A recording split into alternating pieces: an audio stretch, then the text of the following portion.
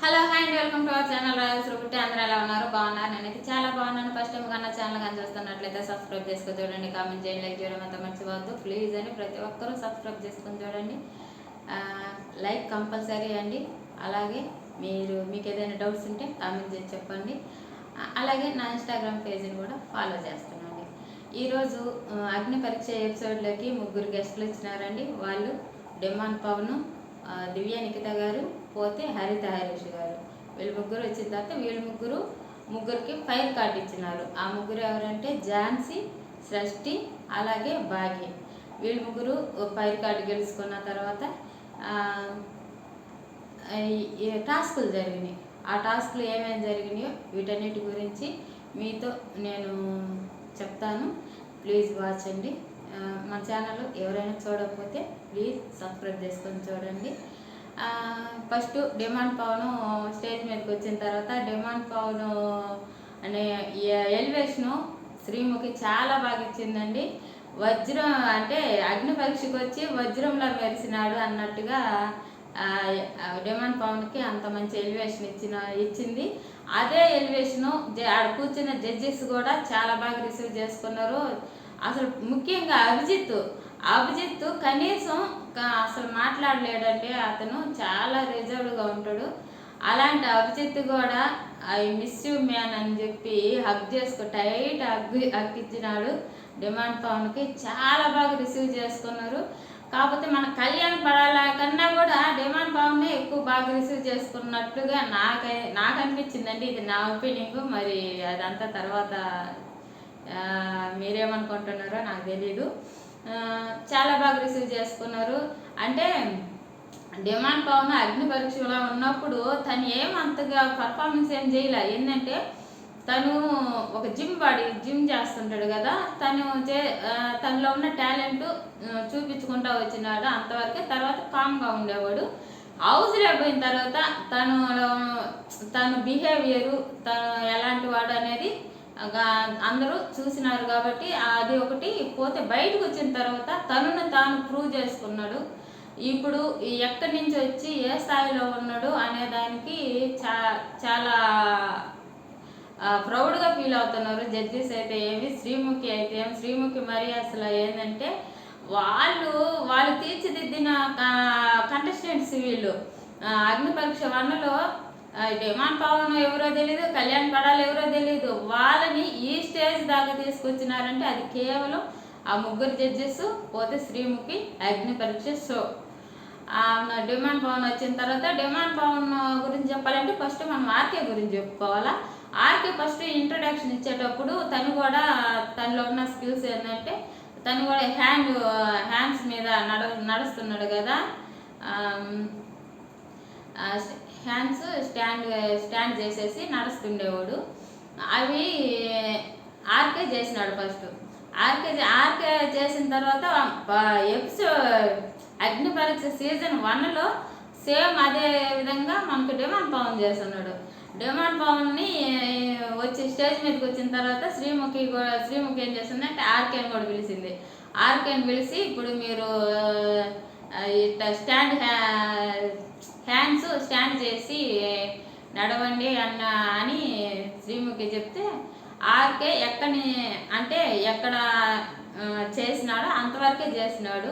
RK తన లిమిట్లో తను చేసుకుంటూ పోయినాడు. డిమాండ్ పవన్ అయితే అసలు హ్యాండ్స్ కిందకి పెట్టేసి డ్యాన్స్ చేసినాడు. ఒక చేత్తో హ్యాండ్స్ స్టాండ్ చేసినాడు, ఒక లెగ్లు అట్ట తిప్పుతున్నాడు, ఇట తిప్పుతున్నాడు. చాలా ఇంప్రూవ్మెంట్ చూపించినాడు, చాలా ఇది చేసినాడు. అప్పుడు ఆర్కే అన్నాడు అసలు ఎంత కష్టం అది, హ్యాండ్స్ స్టాండ్ చేసి నిలబడడానికి చాలా కష్టపడాలి. నేనైతే 1 year కష్టపడ్డాను. ఇంకా ఇతను ఎంత కష్టపడి ఉంటే ఇంత విధంగా చేయగలుగుతున్నాడు అన్నట్టుగా ఆర్కే కూడా అన్నాడు. ఆ తర్వాత డిమాండ్ పవన్ ఒక అమ్మాయిని ఎవరినైనా టాస్క్ ఇవ్వమంటే తను సృష్టిని సెలెక్ట్ చేసుకున్నాడు. సృష్టి చాలా అందంగా ఉంటుంది, సృష్టికి ఏ డ్రెస్ అయినా సూట్ అయ్యేటట్లుంది అన్నట్టుగా సృష్టిని పొగడతా సృష్టిని స్టేజ్ మీదకి పిలిచినాడు. ఆ సృష్టి ఏంటంటే సృష్టి అన్నంతోనే లాక్కొస్తుందని నేను అనుకుంటున్నాను. సృష్టిలో అంత టఫ్ అంటే స్టఫింగ్ ఏమి ఇవ్వట్లేదు తను ఏ అనేది నా ఫీలింగ్ అండి. మీరు కూడా చూస్తూ ఉంటారు, అగ్ని పరీక్ష చూస్తున్నారు కాబట్టి మీకు కూడా అర్థమైపోతుంది.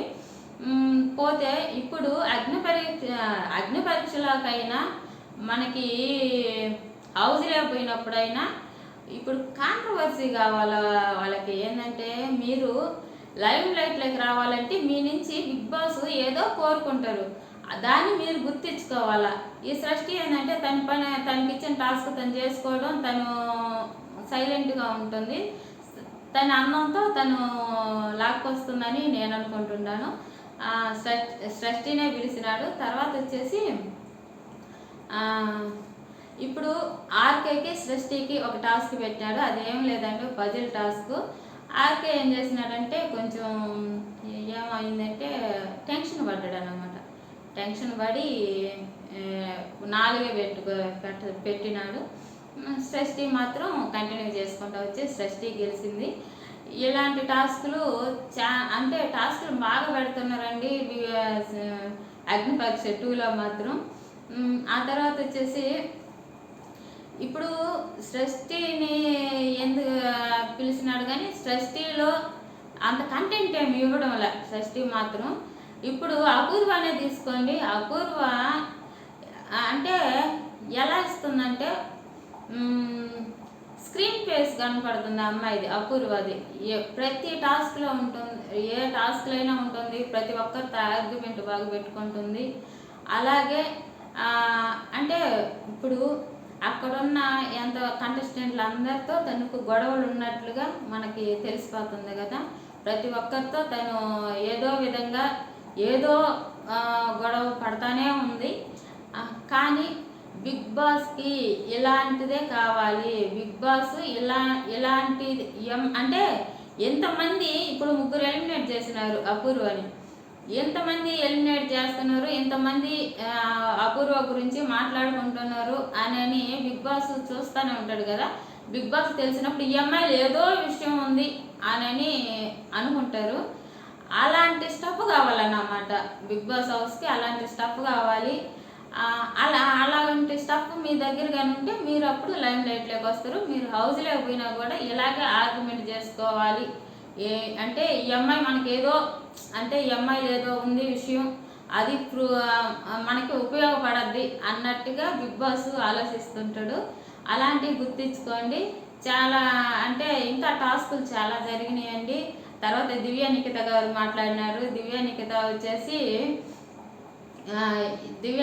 వచ్చేసి ఎలివేషన్ ఏంటంటే తను చాలా ఆర్గ్యుమెంట్ అసలుకి ఎలాంటి కంటెస్టెంట్ అంటే దివ్య అంటే చాలా స్ట్రాంగ్ అండి. అమ్మాయి వయసు ఎంత చాలా చిన్న వయసు అమ్మాయిది.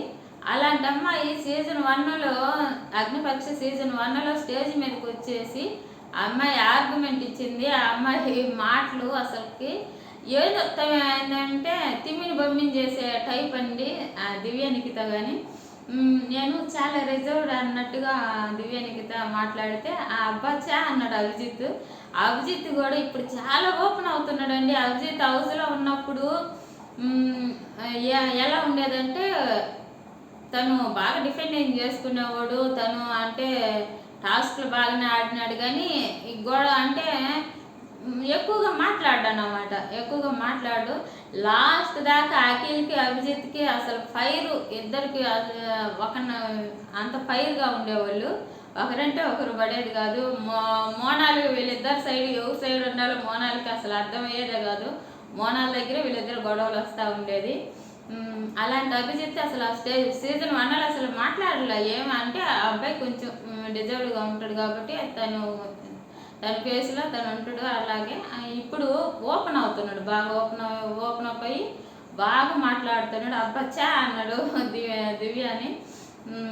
దివ్య ఎలాంటి ఆర్గ్యుమెంట్ పెట్టేదంటే అసలు అమ్మాయి నామినేషన్ చేసే విధానం అయినా, అమ్మాయి ఎవరినైనా ఎలిమినేట్ చేయాలన్నా కూడా అమ్మాయి ఇప్పుడు అమ్మాయిని ఎవరైనా నామినేట్ చేసినా అసలు ఎలాగా మాట్లాడేదంటే మీరు సీజన్ 9 కానీ చూస్తుంటే, బిగ్ బాస్ సీజన్ 9 కానీ చూస్తుంటే దివ్య నిఖిత గారు అసలు టాప్ 5లో ఉండాల్సిన కంటెస్టెంట్ అండి. చాలా అంటే స్ట్రాంగ్ కంటెస్టెంట్ అన్నమాట, చాలా స్ట్రాంగ్ కంటెస్టెంట్. అంటే వైల్డ్ కార్డుతో వచ్చింది. ఫస్ట్ సెలెక్ట్ అవ్వాలి అమ్మాయి, తర్వాత వైల్డ్ కార్డు 2 వీక్స్ తర్వాత 3 వీక్స్ తర్వాత వైల్డ్ కార్డు ద్వారా వచ్చింది. వైల్డ్ కార్డు ద్వారా వచ్చినా కూడా అసలు తనూజ అని కూడా ఒక ఆట ఆడుకుందండి. అదే తనూజ వేసే తనూజ ఏం చేసిందంటే ఈ ఈ దివ్య ఏం చేస్తుండేదంటే దివ్య మాటలతో తనూజని నెగ్గాలని చూసేది కానీ తనూజ కొన్న ఫ్యాన్స్ వల్ల తనూజ తీసుకున్న అంటే తనూజ స్ట్రాటజీ వేరుగా ఉండేది. అది దివ్యకు అవ్వలేకపోయింది. అదే విషయం మనకు బజలో ఉన్నప్పుడు మనకి శివాజీ గారు కూడా చెప్పినాడు, నువ్వు వేసే స్ట్రాటజీలు అసలు స్ట్రాటజీలే కాదు, తనూజ వేసే స్ట్రాటజీ అన్నట్టుగా మనకి శివాజీ గారు కూడా చెప్పినాడు. అలాగే చాలా బాగా పాయింట్లు పెట్టేదండి. ఆ దివ్య కానీ పాయింట్ కానీ పెడితే అవతల పర్సన్కి అసలు నోరు ఎత్తలేకపోయేవాళ్ళు. అలాంటి స్ట్రాంగ్ పర్సన్ దివ్య నిఖిత గారు. అమ్మాయి డాక్టర్ చదువుతుంది. పోతే అలాంటి దివ్య నిఖిత గారు టాప్ 5లో ఉండాల్సిన కంటెస్టెంటేను, కానీ టాప్ 5 దాకా వెళ్ళలేదు. అంటే బాండ్స్ పెట్టుకుంది కదా, ఎక్కువ బాండింగ్ పెట్టుకుందండి మన భరణి గారితో. బాండ్ పెట్టుకొని నా నుంచి ఒకటే గొడవలు ఇదయ్యి దివ్య నిఖిత అని పంపించేసినారు బయటికి. ఇంకా మనకి ఇంకా ఏమేమి టాస్కులు జరిగినాయో మాస్క్ మ్యాన్ అంటే మీకు అర్థం అవుతుందేమో. నేను హరిష్ గారు అన్నాను మాస్క్ మ్యాన్ గురించి. మాస్క్ మ్యాన్ ఎవరికి ఏ టాస్క్ ఇచ్చినారో, ఇంకా అక్కడ ఏమేమి టాస్కులు జరిగినాయో ఇంకొక వీడియో వస్తుంది. ప్లీజ్ వాచ్ అండి. ఉంటానండి. బాయ్ అండి.